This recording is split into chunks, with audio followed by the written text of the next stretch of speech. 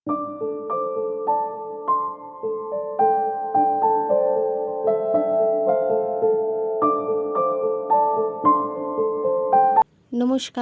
শুভ সকাল বন্ধুরা।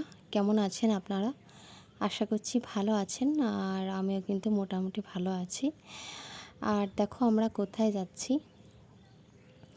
আমরা যাচ্ছি হচ্ছে ম্যাসাঞ্জোর। তো আমাদের এখান থেকে মোটামুটি 1.5 ঘন্টা মতো সময় লাগে। তো সেখানে আর কি যাচ্ছি। হ্যাঁ, কোনো সেরকমভাবে প্ল্যান ছিল না, কিন্তু আগে থেকেই মানে আমরা ভেবে রেখেছিলাম। মানে আগে বলতে এই যে এখন যাব এই গরমের টাইমে, সেরকম কোনো প্ল্যান ছিল না, কিন্তু ভেবেছিলাম যে যখন মারা আসবে তখন আর কি যাব। তো দেখো এত গরমের মধ্যে মানে আমরা বেরিয়ে পড়েছি ম্যাসাঞ্জোরের উদ্দেশ্যে। এতটা পরিমাণে গরম, আর গরমে হয়ে গেছিলো আমাদের অবস্থা খারাপ একদম। আমরা বেরোবো ভেবেছিলাম যে আরও আগে, ওই 6:30 7টা মতো ভেবেছিলাম যে আরও আগে বেরোবো, কিন্তু না মানে অটো একটুকু দেরিতে এসেছে, তো সেই কারণে আমাদের অনেকটা লেট হয়ে গেছে। তো দেখো এই দৃশ্যগুলো দেখতে দেখতে আমরা দেখতে দেখতে যাই।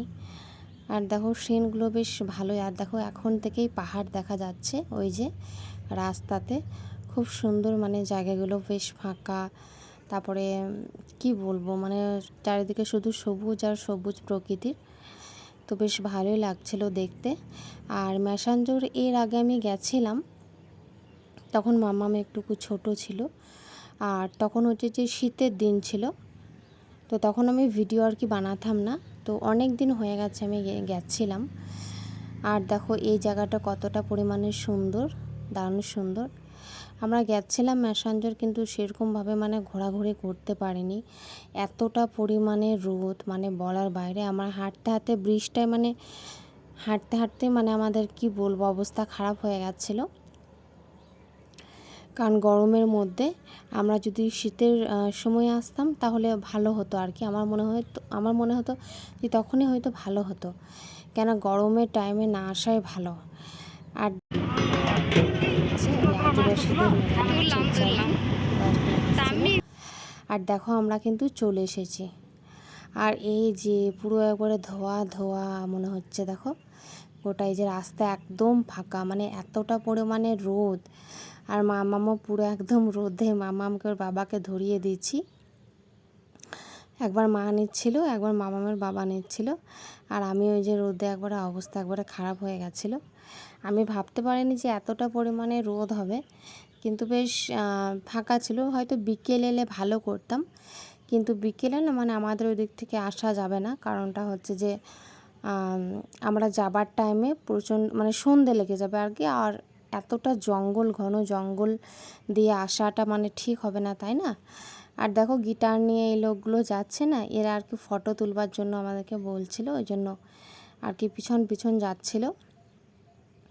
ফটো আমরা তুলেছি, দুটো তুলেছি, বেশি কিন্তু একদমই তুলিনি। ওই মার একটা নেমে আর আমরা একটা নিয়েছি, এরকম একটা মানে দুটো ফটো তুলেছি। আর মাথা মাথায় হাঁটছি। মাদেরও শখ ছিল যে ম্যাসাঞ্জোর দেখার, মা তো দেখেইনি। আর দেখো সিনগুলো বেশ ভালো, প্রচণ্ড মানে কি বলবো, মানে পাহাড়ের মতো। তারপরে বেশ আরও জল থাকে, কিন্তু আমরা যেহেতু গরমকালে এসেছি তো সেই কারণে আর কি জল আর কি সেরকম নেই, মানে জল শুকিয়ে গেছে, সেরকম জল কিন্তু নেই। আর কি বলবো, এই ব্রিজের থেকে নিচে তাকালে না মানে মাথা একদম প্রচণ্ড পরিমাণে ঘুরে যাবে। কারণ হচ্ছে যে এতটা নিচু, মানে বলার বাইরে, প্রচণ্ড পরিমাণে নিচু। আর দেখো আমরা 3 জন, আর একবারে রোদে একবারে 4 জন, আমরা 5 জন, মামার বাবাকে নিয়ে আমরা 5 জন। অবস্থা খারাপ, প্রচণ্ড পরিমাণে অবস্থা খারাপ। আর এই যে ধোয়া ধোয়া জল, মনে হচ্ছে দেখো কুয়াশা মতো যেন করে আছে, কিন্তু এগুলো সবই হচ্ছে যে জল, এগুলো সব হচ্ছে জল। পাহাড়গুলোও বেশ দেখতে বেশ ভালো লাগছে। খুব কি বলবো, মানে পাথর, মোটা মোটা পাথর। আমি তো মামার বাবাকে বারণ করছিলাম যে মোবাইলটা যেন নিচে যাতে না নিয়ে যাই। আর দেখো আমরা মানে ব্রিজ থেকে হেঁটে হেঁটে চলে এসেছি এই পারে। আর এই পাড়ে এসে আমরা একটুকু রেস্ট নিচ্ছিলাম, কারণ হচ্ছে আমাদেরকে এতটা পরিমাণে রোদ লেগে গেছিলো, এতটা পরিমাণে গরম লেগে গেছিলো, যেখানে আমরা কিছু মানে ঠান্ডা আরও খেলাম আর কি। আর দেখো এগুলো যে দেখতে পাচ্ছেন, এগুলো হচ্ছে ফটো তোলার আর কি। আর আর এই কাকুটা না মানে আমাদেরকে দেখে সাজাচ্ছিল আর কি, যে আমরা এসে বসেছি না, ও ভাবছে যে ফটো আর কি তুলবে। আর এই যে আমরা লেবু জলটা খাচ্ছিলাম, একদমই বাজে ছিল, মানে কেউ যাবে যদি কোনো দিন যেহেতু খেয়ে না, একদমই বাজে, আমার কিন্তু একদম বাজে লেগেছে, ভালো লাগেনি। তো গরমে আর কী করবো সেটাই খেয়ে নিলাম। আর দেখো আমি এখানে কটা ছবিও তুলে নিয়েছি, আর খুব সুন্দরভাবে সাজিয়ে দিয়েছে কাকুটা। দেখো এখানে বাঘ, তারপর সিংহ আর কি বসিয়ে দিয়েছে। আর এই দোলনাটা না মানে আমি বসবার চেষ্টা করছিলাম, কিন্তু এতটা পিছল কাটছিল, মানে লোহার তো প্রচণ্ড পিছল কাটছিল। আবার তার পিছনেই আবার জল, তো ভয়ে আমি বসছিলাম না বাবা দরকার নেই আমার আর বসার, কারণ হচ্ছে যদি আমি পিছল কেটে পড়ে যাই তো ব্যাস গেল একদম। আর দেখো এখানে আমি মাকে বলছিলাম যে আমার কটা ছবি তুলে দাও, তারপর ভিডিও করে দাও।